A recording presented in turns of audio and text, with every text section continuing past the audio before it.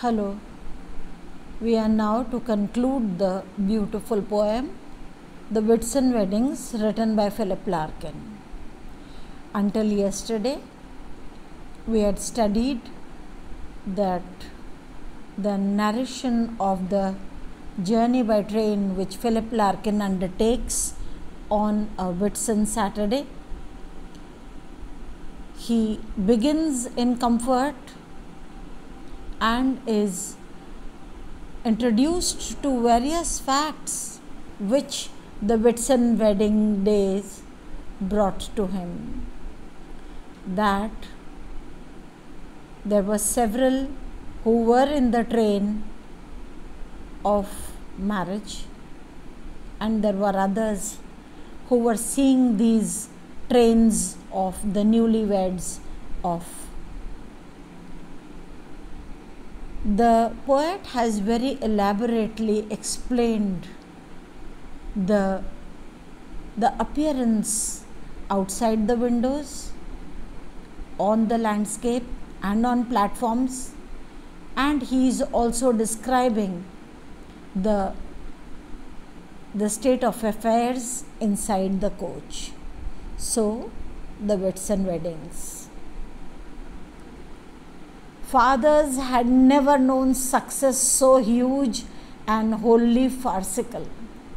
There are 3 dots where we begin this poem, and they say that this is segment of a sentence from the previous stanza. With this, on this occasion of the children having been wedded off, the poet feels that fathers had such a look on their face which expressed that it was a success never known prior to them, but that also that this success was wholly farcical. So the fathers had played it as a farce. Farce, an artificial condition. So the fathers thought that they are rid of the burden, that they have dispatched their duties, but actually they have not.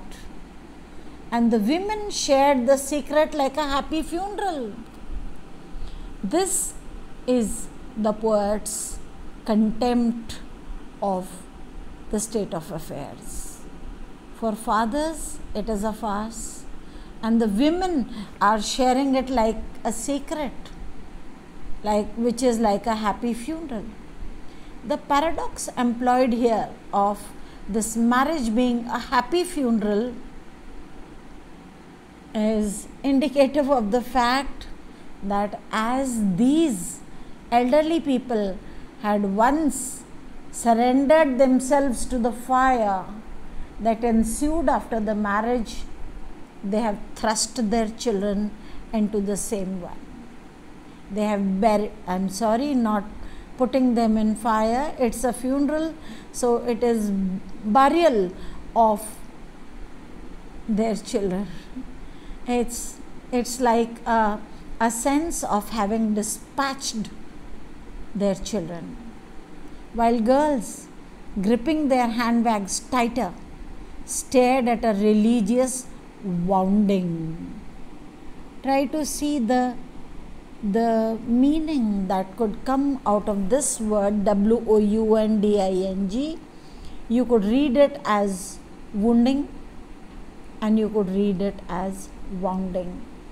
Wounding would mean that in the same circle being woven around, being turned around in the same vicious circle that their parents have gone into. So the girls were gripping their handbags tighter because the handbags contained their artificial jewelry and the money that might have been given to them as gifts. They were holding their handbags tighter and stared at the religious wounding. Free at last, and loaded with the sum of all they saw. They are free at last.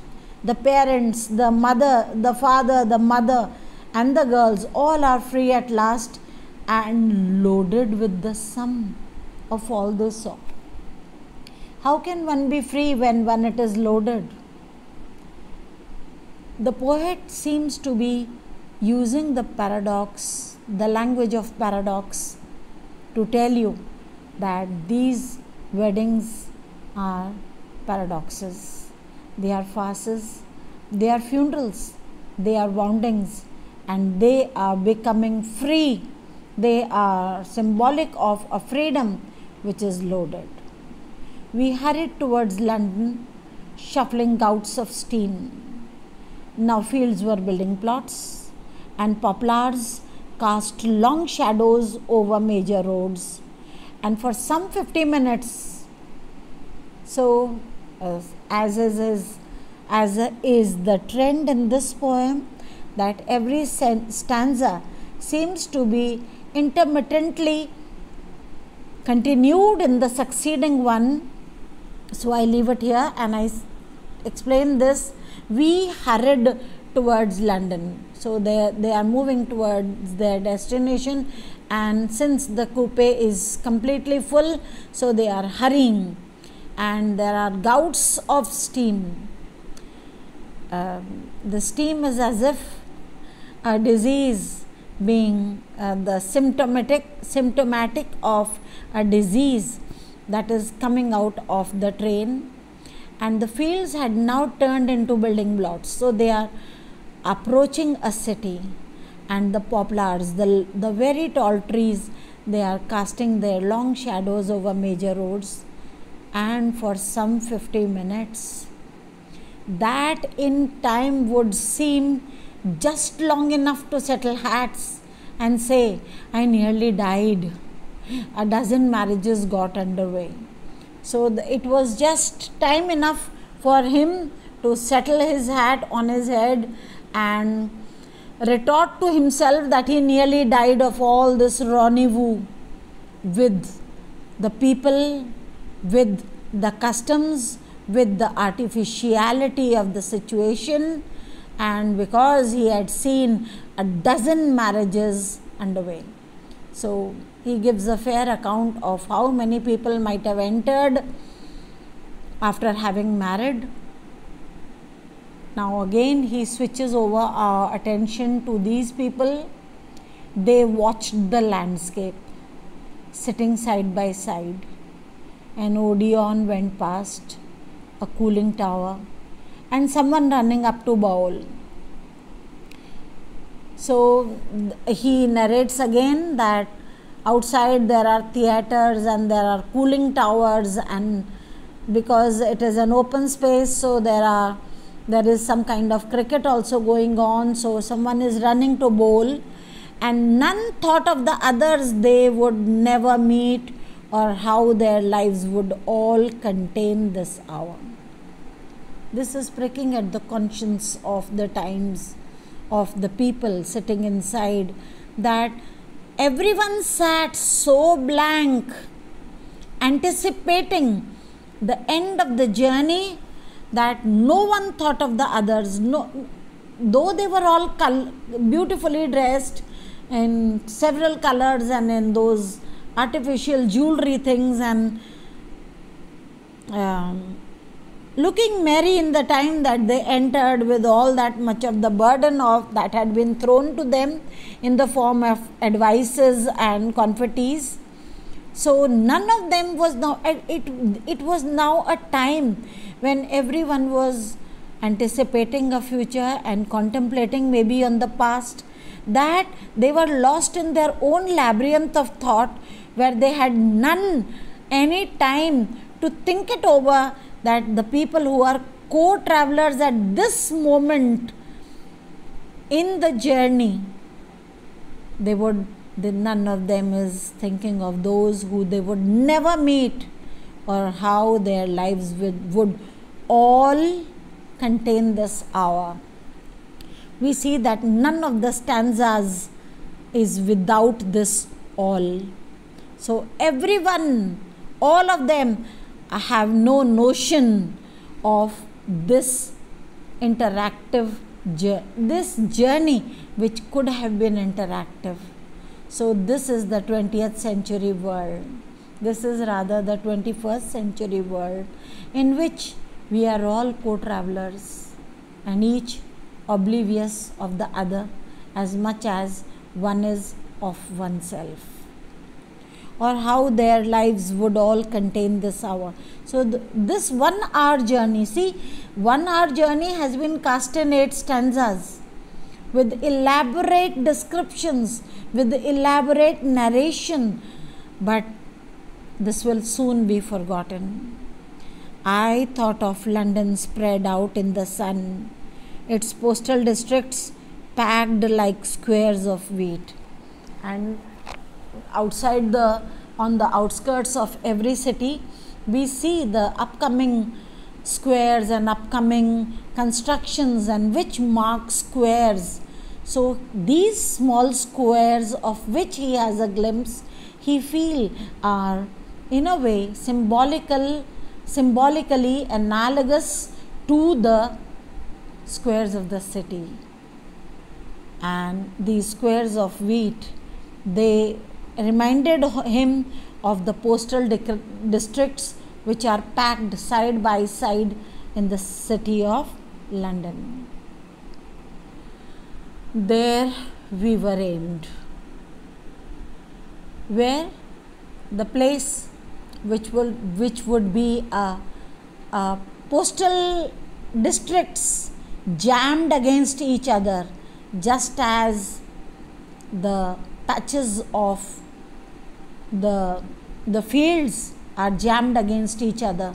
So in this jammed civilization, in this jammed inhabitation, would these jammed people be thrust out, and they would head somewhere in various directions, trying to locate their own destinies, trying to locate their own destinations. It was there that we were aimed. The poet doesn't identify himself as outside this crowd.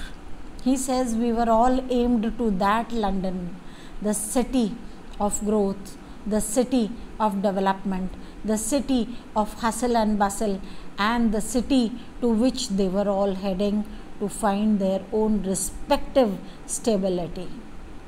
And as we raced across bright knots of rail, past standing pullmans, walls of blackened moss came close.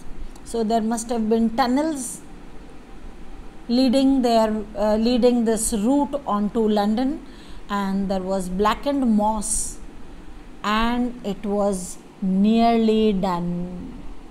This frail travelling coincidence.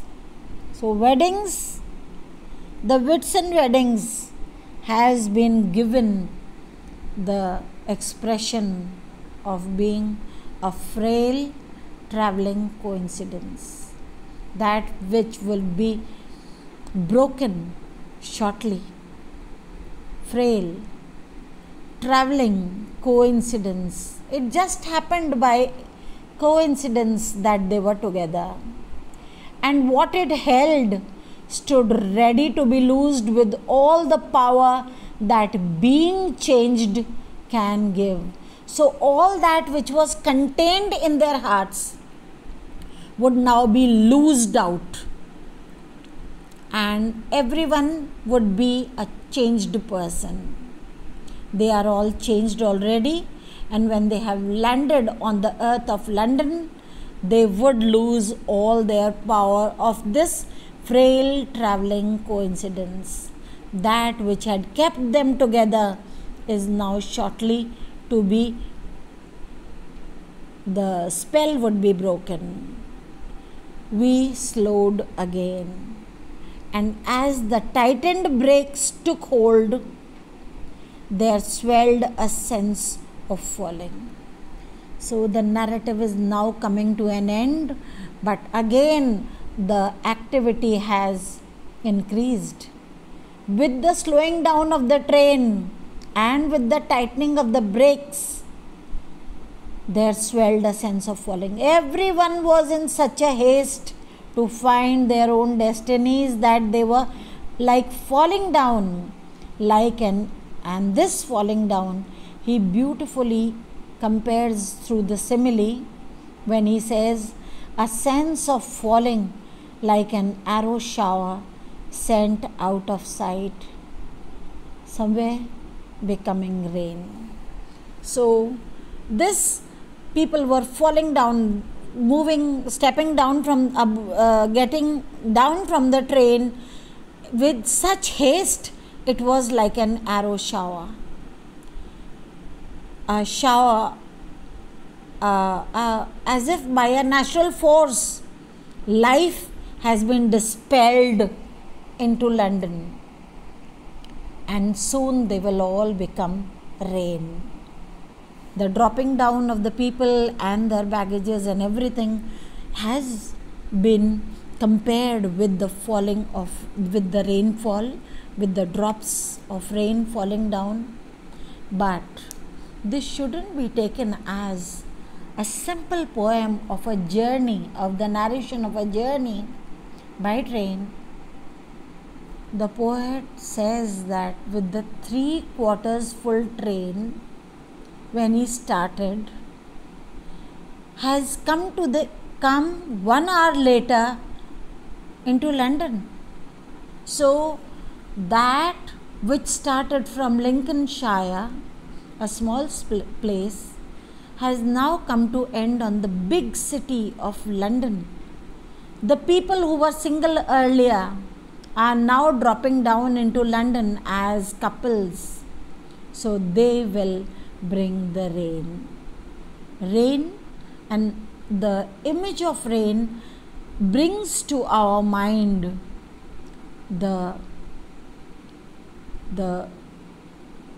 blessing that has come, but it also brings to our mind the process of the water that rises from the earth falls down to it. So these children who had come from the parents will now fall back to fall into that vicious circle of giving birth and continuing with the cycle of life. So they are all falling down, like the sense of falling is like a desire to become the rain, to do their turn in this journey of life.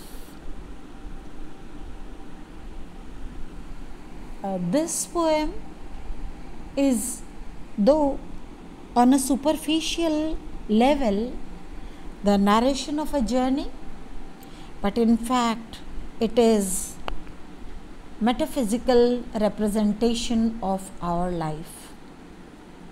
We all begin from the native place, our father's place. We all are given an adieu with too many advices for life, and then we carry on with the work that our parents had been doing. It is about the cycle of life. It is about the duties, and it also says that when people are traveling with each other, it's a very ironic fact that even when the relatives had come to bid them adieu and to give them advices, no one seems to have anyone in mind. They are oblivious of the ones present next to them. So why should they be keeping in mind the ones who departed from them in the previous stations? Life is like this. It is a moving on. It is a carrying of customs. It is an observation of traditions. Think it over. Try to think what actually the poem should be meaning, how a journey in a train is a microcosm of the journey that we undertake in this world, and how those that started off very innocent will now be the farers of the same fortune that their parents had been in. Thank you.